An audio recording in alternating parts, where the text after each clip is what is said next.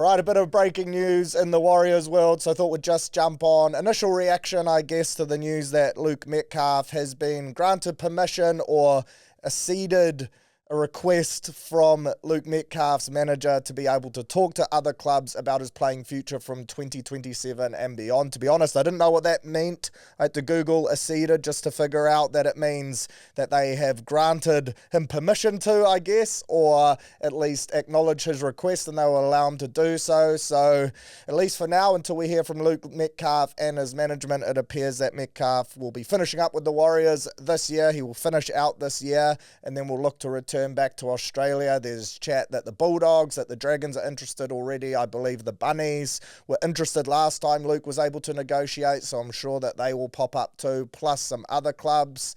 Initial reactions, pretty gutted to see this happen. I'm a big Luke Metcalf fan, not just of him as a player, but him as a person. He's a bloody good bloke, and I've only had really good interactions with him. But yeah, Warriors hat on, just gutted to see him go. A heck of a talent. Leading the Dally M's last year. I think anytime you can have unreal depth with two great sevens in your club, then you're in a great position. But it appears at least Luke Metcalf's time is coming to a near end. Producer Henry, mate, initial thoughts around this. Of course, it popped up yesterday. We thought that something was going on because often when there's smoke, there's fire in terms of things like this. But I guess a little bit gutting just to see it finally confirmed. Yeah, initial thoughts was devastated, really. I'm a massive fan, like you, of Luke Metcalf. Whether or not it's working or not, it's another question. About the depth that we've got is an interesting sort of topic around who we're going to extend, maybe where the contracts are going to lie, how much money we're spending on these players. But yeah, initial thoughts definitely a bit annoyed sort of that it's come to this because of what happened last year, how he is as a player. He's a key part of the club. Well, at least he was last year. This year, not as much with the injuries and how that's all played out. So disappointing on that note. I mean, it's still a bit of a weird situation. I said this on the Monday podcast. I felt that the way it's all come out has been a bit odd and that we still haven't heard from Luke Metcalf. By the time that people are listening to this or watching this, you may have already heard from Metcalf or Metcalf's management. But at the moment, we've only got this one line from Cameron George and all of these journos writing about what's happened. So I think that's when I'm really going to get an understanding of the situation and sort of what's happening. But I'm worried about this year. Like, even though that he's going to be here for the rest of the year, at least we think he will be. Like, it's odd times because that sort of changes the way that I'm not sure Webby picks the team, but I think it just changes the dynamic around the halves because if he wanted to go, if he's sort of got a release like this, I feel like we're having a completely different conversation to maybe a player that is of his level, if that makes sense, that's going to be trying to get back in the lineup. So I think that's probably an interesting point too. Yeah, it's an interesting one. Like you said, we don't know too many details, and I always reference the Mitch Barnett one because people jumped in pretty hard straight away before they found out the details. So I'm always big on stressing to wait to hear from the player and the management as well because you never know what is going behind the scenes. At this stage, though, it does just appear that the confirmation around wanting to extend Tanner Boyd has spooked his agent a little bit, and he wants to play 7, and that's where this has all arisen from. Again, we're just taking that at surface level, so who knows? But in terms of how quickly this all has popped up off the back of those Boyd extension chats, then it leads you to think that. I am keen to see what his agent and Lukey have to say himself. But yeah, it is an interesting one. In terms of the rest of the season, look, you'd like to think that if he's here now, like Barnett, he wants to win. And it is different circumstances to Barnett, 100%. But I think Lukey would understand that if given the opportunity to play this year, and it would probably have to be due to a Tanner injury or a massive drop in form, which is what it was going to be due to anyway, really. Like we spoke about this, Webby has come out and said that he is not going to change the team until he has to. So, yeah, I think Tanner Boyd is locked in the 7 for at least the foreseeable future in terms of does a Tamare Martin or a Jet Cleary jump him if there's opportunities. I think you've got to give it to whoever is playing their best footy, regardless of whether they're here next year or not, because we know what the NRL is like in terms of brutality as a competition. If you are in a position to win a competition, you have to play the best player available to try and get that job done, because quite often you have a 1 to 2 year window to go after it, and I think the Warriors are playing well enough now to be in that window. I think our window is longer than that because of our young talent coming through and the players coming next year and the Will Warbricks and the likes. But I do think if Tanner was to go down and Met was playing the best footy out of the other options available that they would chuck him in and back him to do a job. He's only going to want to play well, especially if he's trying to get interest from other clubs, right? So he has motivation too. But yeah, just gutting to see. Like, I'm a massive Lukey Met fan. I think his ceiling still is massive. 27, and his best footy, you could argue, is still ahead of him. The injuries are a worry. There's no doubt about that. And his inability to stay on the field for long periods of time, it's almost adds more to the shame, right? As terms of what could have been if he had been healthy for the last few years, or especially the whole of last year and into this year. I don't think we would be having these conversations. It goes to show, though, like how competitive a footy team is, right? Like, when guys are on form, Webby has to make these brutal calls. And one of the best players in the comp last year, all of a sudden, is trying to get a release and talk to other clubs for next year because a guy has been given an opportunity, taken it with both hands, and is playing good footy. So I guess it sums up the fickle nature of professional sport. But yeah, again, without knowing too much, we can't dive too deep into this. I do think, though, if Luke is the best guy available, playing the best footy out of all the other options behind Tanner, then I would like to think that Luke would get the jersey if needed. Yeah, agree with all your takes there. I think like you said, it is a different situation to Mitch Barnett, obviously, but if it came down to selection, right, it's easy for Mitch Barnett to be able to be selected because I feel like he did it in the right way. And we don't know whether this was Luke Metcalf's doing. We don't know whether he was really angry about not playing. Like, we don't know this for sure, right? Because we don't know the situation in full. But I'm thinking that if that was the situation, then it's a completely different discussion in Webster's head and around selection, because if I know he's going to be, like, he might be available to the end of the year, but you just can't play him if that's the culture that was happening, if that's the reason why he left. Like, I would like to think that the culture in Webster is strong enough as a coach, and the culture at the club is good enough that sort of it's bigger than that. You know what I mean? Like, and I'm not accusing Metcalf of anything because we don't know the situation.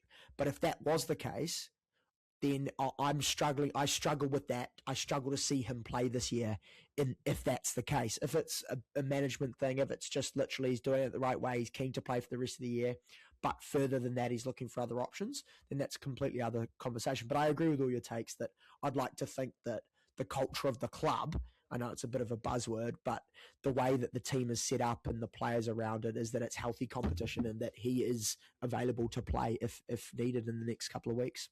Yeah, look, there's no hiding around it. I'd be pretty disappointed if he is just leaving because Tanner Boyd is in that good form now that he can't see his way pushing himself back into the 7 jersey. That would be 100% disappointing. And I think Webby has shown, like, system over superstar. We saw it with Adam Fanua-Blake too. He backs himself to find a player. And yes, we got Fisher Harris from that, but we also unearthed an 80-minute Jacko Ford, and we got Aaron Clark playing some insane footy. So I think Webby would back the Warriors system to get the best out of Tanner Boyd and whoever else comes in. It's an interesting one in terms of Chanel Harris-Tavita as well. I didn't even think about this when we were recording yesterday's pod, but the fact he wants a 1-year deal aligns perfectly with PNG, and I know current Kiwi players don't get that tax exemption, right? You have to be an Australian resident or citizen because that tax deal is done with the Australian government, but it just seems a little bit strange that he only wants a 1 year to align with that, especially when you look at someone like Jerome Luai, who Chanel has played with in Samoa. Perhaps he has ambitions of going over there. The thought of losing Chanel at the end of 2027 and Met at the start of 2027 is a little bit scary as well. I guess in a perfect world, Metcalf might have moved into the 6, Tanner Boyd at 7 then. That makes the signing of Luke Hansen, the re-signing who's off at the end of the contract at this year, a little bit more important too. But I guess all of this stuff is going to get worked out over the next few weeks. I guess this is just initial reactions to the news and a little bit of shock because I really didn't want it to be true or didn't want to believe it was true. But yeah, this could be the start of the falling of a first domino, right? What do you think about the CHT thing? Because it does align. I don't think it's a coincidence. Yeah, I don't think it is either. I'm also really intrigued by those conversations and those discussions around CHT, around Boyd, and around Metcalf and sort of the young halves.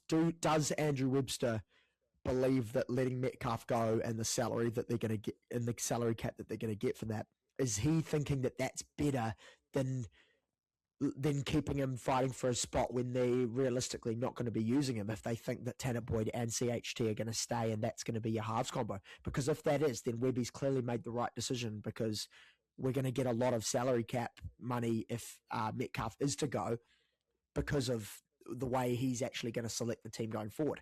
If it's not that at all, it really poses an interesting question, because I'm definitely of the belief that Metcalf, and I know that people are pretty hot on sort of not either hyping Tanner Boyd up or thinking that he's just in a really rich vein of form.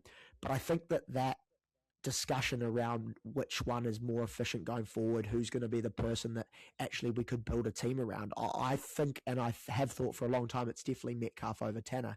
And I know that you've kind of the same belief. So that's an interesting conversation too, right? Yeah, moving forward, it's going to be an interesting one because, like you said, do we get player swaps from this? What is the go here? The club were pretty hard out on getting something back for Mitch Barnett. Well, Lukey Met extended at the end of last year until the end of 2028. So if the Dogs, if the Dragons, if the Bunnies want to grab him, is it just happy to have him off the books and we take the salary, or do we want a player back as compensation in return? Again, all of this kind of lines up Nathan Cleary off contract November 1. I would love to see us throw the house at him, and we will have money to do so. But yeah, it's going to be interesting as the details come out.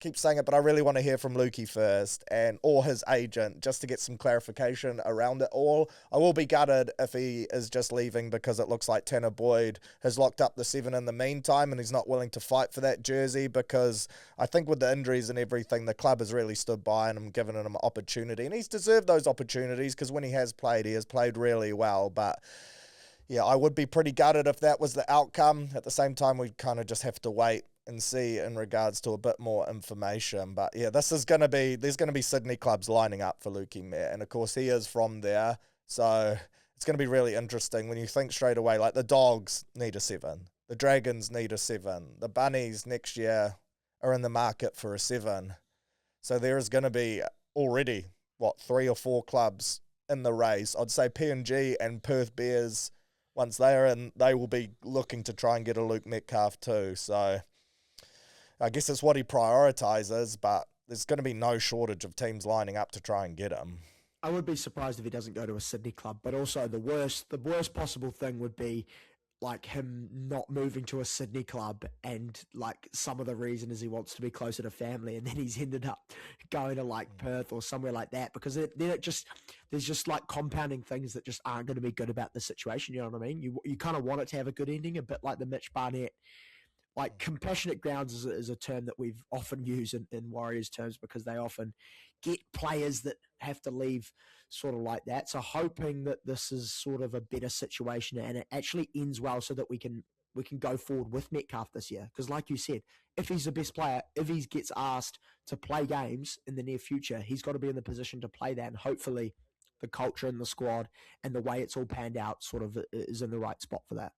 Yeah, so big news. Looks like Tanner Boyd is going to be our 7 for the next wee while. Of course, we've got Jet Cleary in the wings.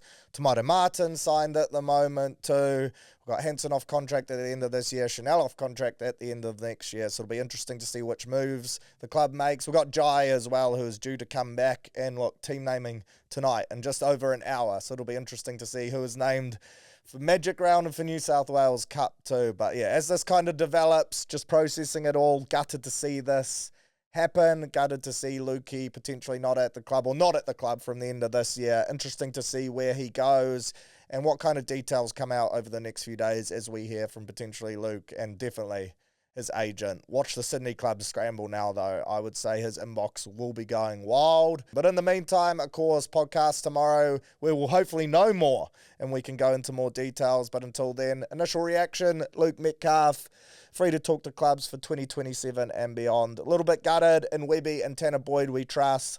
I just want to see us win the premiership this year. So hopefully we just keep marching on from here. How good.